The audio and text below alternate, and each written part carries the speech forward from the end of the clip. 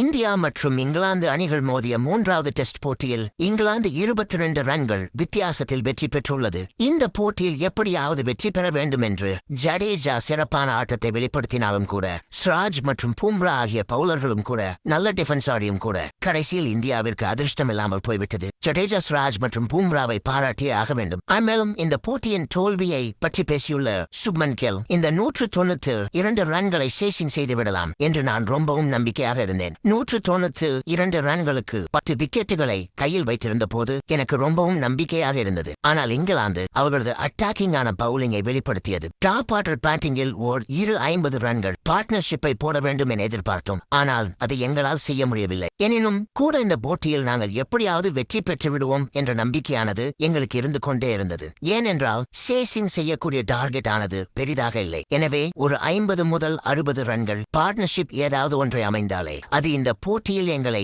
வெற்றிக்கு அழைத்து செல்லும் என்று எதிர்பார்த்தோம். இதே போல போட்டியின் 4வது நாளில் கடைசி 1 மணி நேரத்தில் நாங்கள் பேட்டிங் செய்த போது ஒரு பேட்டராக நாங்கள் இன்னும் கொஞ்சம் நன்றாக விளையாடியிருக்கலாம்.